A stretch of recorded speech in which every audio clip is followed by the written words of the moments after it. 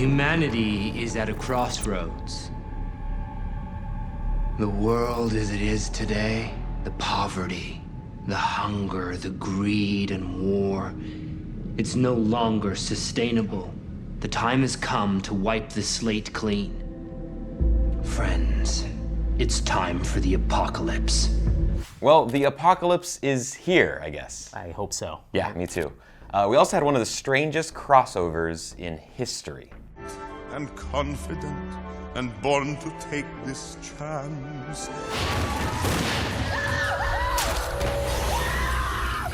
Damn, that got dark really quickly. I was not expecting that at all. Let's break down episode 9, Fire and Rain. Now make sure you subscribe for these weekly breakdowns, and we're also doing character deep dives. Earlier this week, we shared a video on everyone's favorite fashion icon, Myrtle Snow. Let us know who you want us to examine next. All right, episode 9, Fire and Rain. Overall thoughts, Greg? Okay, I can see how they're going to end this. I can see the finish line. Can you see it? I can see the finish line. You can see how they can end it. Yeah. But honestly, I would hope that maybe they stretch this out or push it into the next season. That would be incredible. It's not going to happen, honestly. It would be awesome if the end of the season finale, if it says to be continued, and then season 9 is a continuation of the apocalypse story. Because a lot needs to happen in a matter of 1 hour, actually less than 1 hour. We were here last year with Colt, and we said the same thing for their Pentonement episode. And we thought, oh, there's no way how they're going to wrap it all together. And, well, they found a way. I have a feeling they're going to do the same thing here. Yeah, overall, I'm not a big fan, you know this, of all the flashbacks. The entire season of flashbacks. It feels like they're just throwing stuff on the wall and seeing what sticks, but there's no explanation on what is on the wall and why it's there and how it all like connects. Like, I don't, the plot of like what's gonna happen, I think it's fallen flat for me this year. I think there's a plan, but again, I feel like the plan for them started very early from Return to Murder House, and then from there, I hope it wasn't, okay, now what do we do next? Where do we go from here? There was a plan. I hope to God they had an ending. Yeah. I mean, we all know that American Horror Story can get absurd at times, but especially in this episode.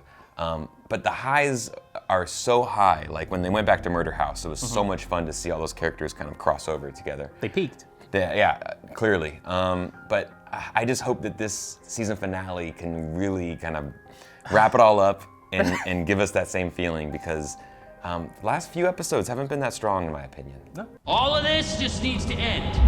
The worst part is, I just realized I hate this fucking coffee. This coffee tastes like burnt asshole. Why is this called Signature Roast? Who is signing for this shit? All right, Greg, so let's break it down. This it. episode starts off and we're still in the past. We're not yet at present day apocalypse. Not yet. Yeah. Not yet. We're back at Caneros Robotics with Jeff and Mutt, our favorite Dumb and Dumber billionaires that have a plan that they're slowly trying to end the world, but it's not really happening for them yet.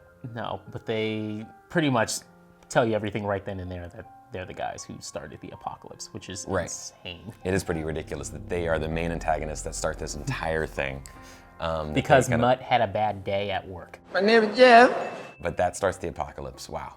Obviously they have the crazy technology behind them. I thought it was really cool to see the opening shot of the handgun to his head. Yeah, because we thought last week it was going to be Mead or somebody. I thought it was literally probably Ms. Mead or Venable.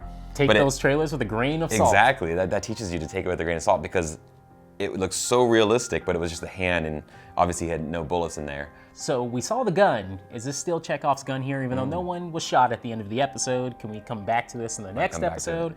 Probably not.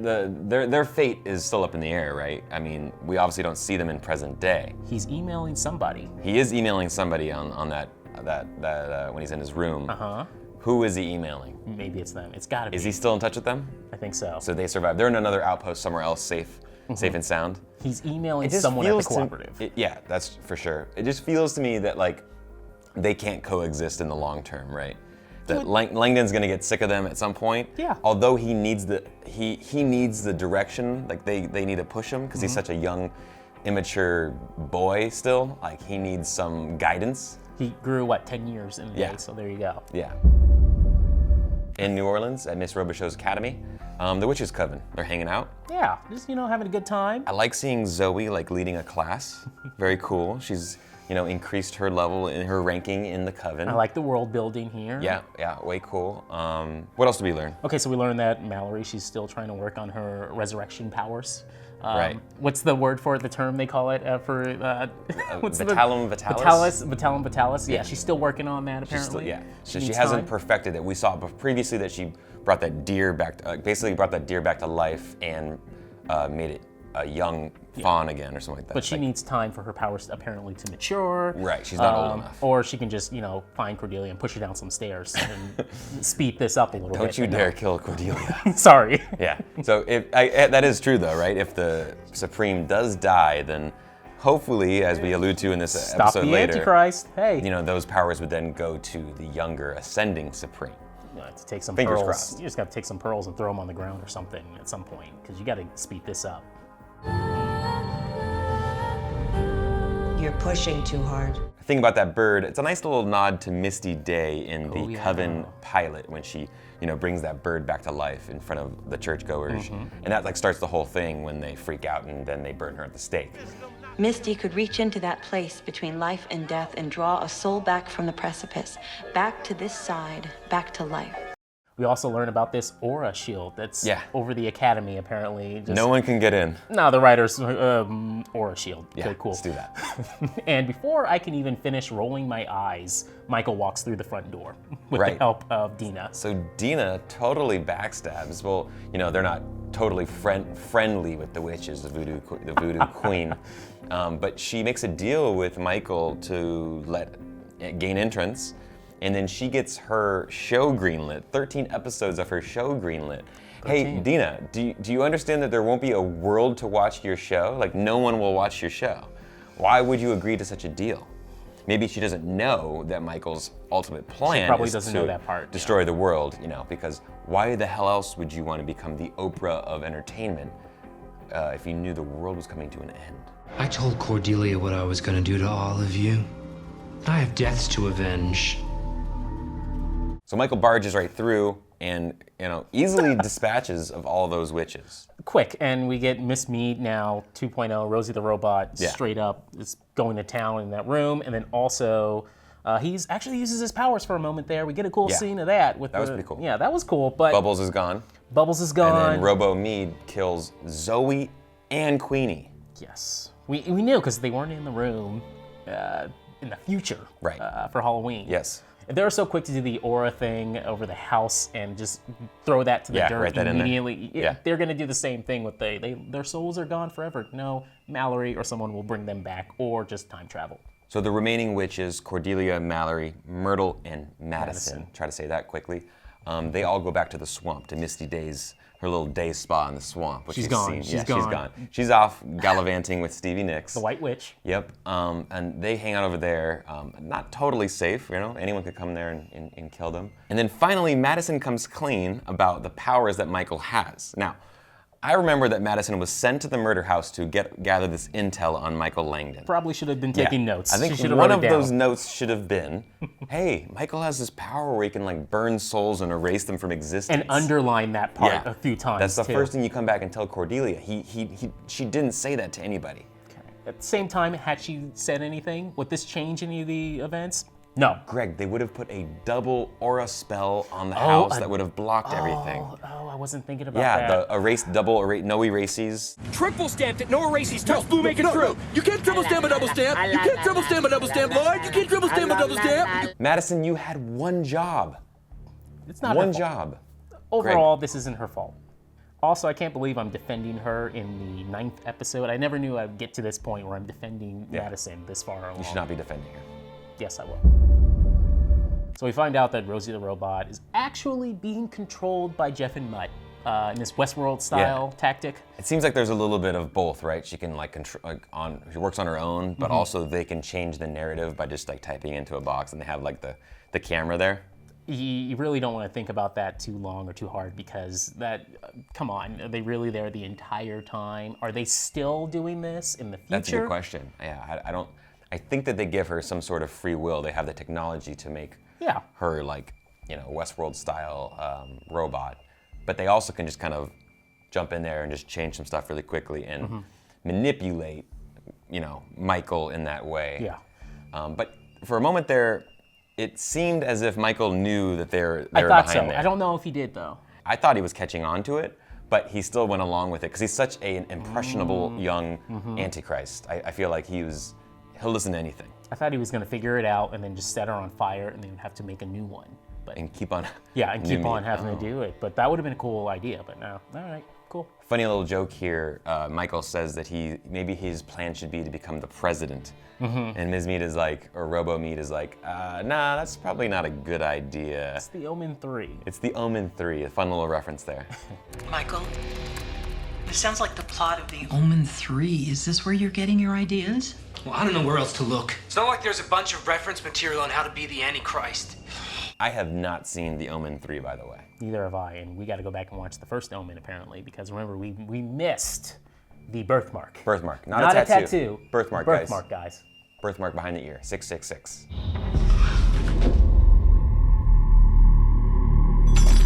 We learn a little bit more info on the Cooperative. So there's a list of at least 100. We don't know if it ends at 100 or just the 100 top people you got here. It sounds like in that these list. 100 people, the wealthiest, the most rich, the Yeah. most powerful, most influential, are the ones that are in control of the world. All right. That's the Cooperative, AKA the Illuminati.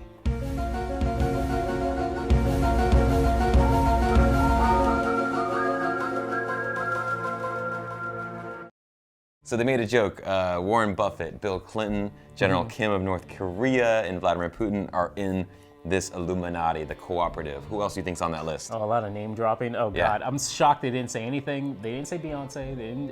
They didn't do even a Blue Ivy joke. I thought they were gonna do something like that. Not yet. We'll see. One more episode to go. All right, time now to talk about time travel. Oh yes.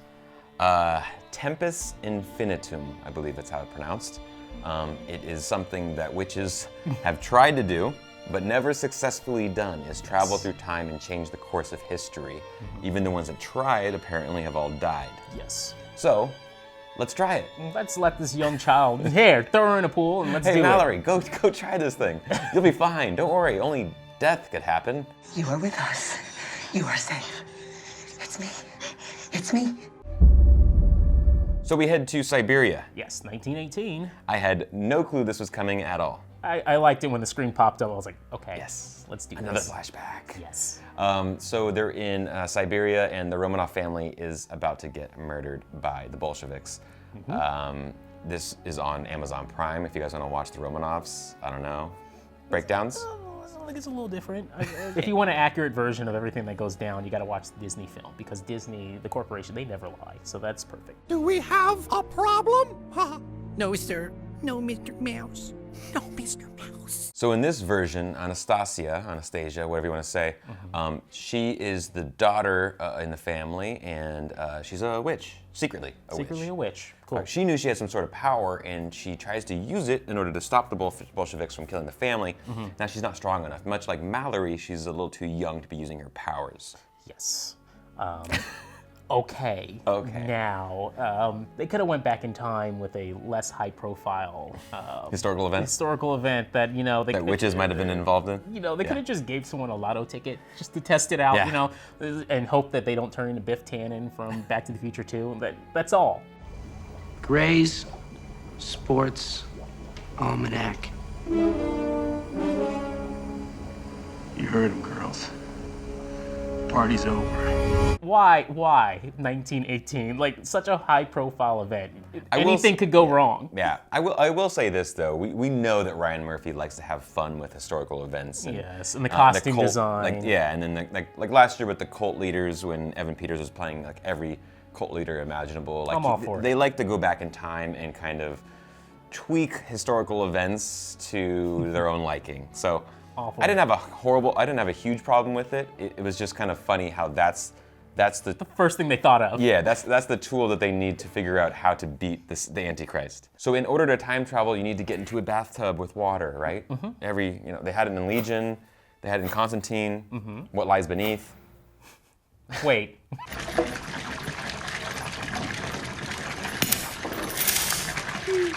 There is no time travel in that. I could have swore they traveled through time. No. So Mallory is unsuccessful to help Anastasia. Shocking. Surprise. She's too young and not strong enough. So they sent her, dunked her in the water and held her breath. This goes back to Cordelia. You gotta push her down some stairs to throw her in that swamp with the alligators. Cordelia, give your powers up. Speed this up. Yeah, so she was unable to do it. She came back, got some bloody eyes, and basically they realized that they just need to go to the Warlocks to ask for help. A little too late. Guess what? The Warlocks are dead, and Michael arranged them in a nice pentagram on the ground. Oh, how nice cute. little, Cute, decoration for the house. Antichrist was here. You know? Exactly. Okay, another flashback. I think the final flashback. I think. So many flashbacks. So we find out that how Venable joins the Cooperative. Mutt and Jeff give her a job at Outpost 3. So there you go. It's a little. Yeah, she's like final, packing up all of her stuff. Like, I'm gonna get out of here. Stop by HR. Put my complaints in. To herself. She was HR. I am HR, bitch. And then they're like, no, we have a job for you.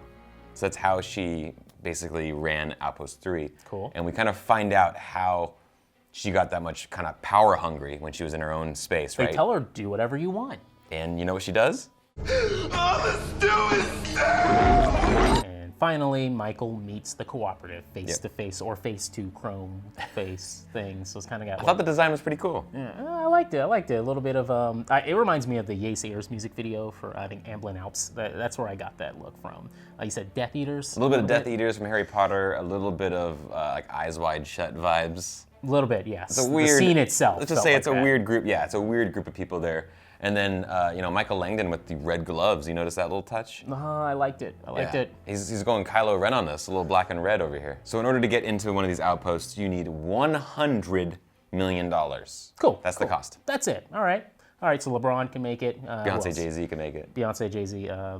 Kim can make it. I don't think Kanye's going to. Yeah, Kardashians can make it.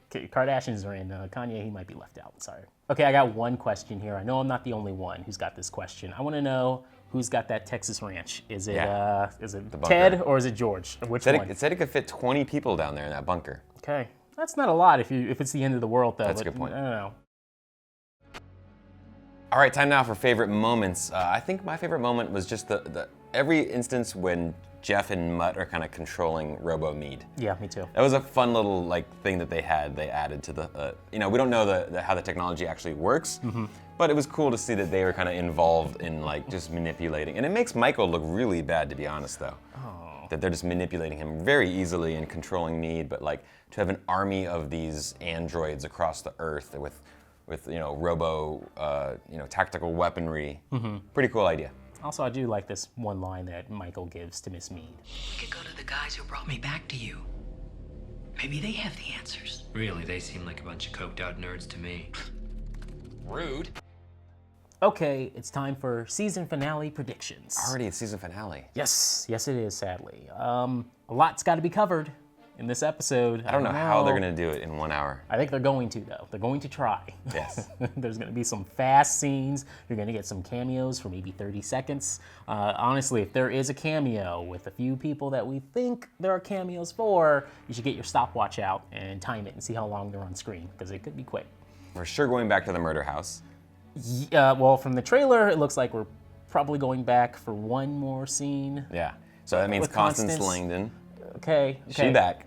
And if you take a look at Ryan Murphy's Instagram, it really feels like Angela Bassett might be back. Okay. So that means Marie Laveau is back. And if you even dig further into the trailer for the upcoming week, that looks like her. Totally looks like her. Now, again, take these trailers with a grain of salt. Yes, we've seen how they kind of manipulate the trailers to make it look like something that doesn't really happen at all. So. But Dina, she's giving a oh shit face. Yeah, Dina is like, uh-oh. So that might be what happens here. She's like, I got a surprise, and Marie Laveau comes out. Right. There's also another, I scoured Ryan Murphy's Instagram page this entire week.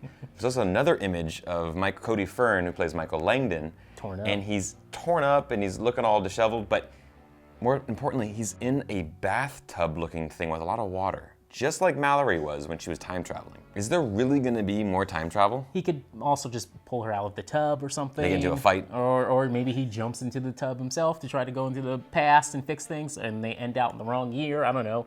1963 JFK assassination. Because witches were involved. They're involved in that too, obviously. And so were the X-Men.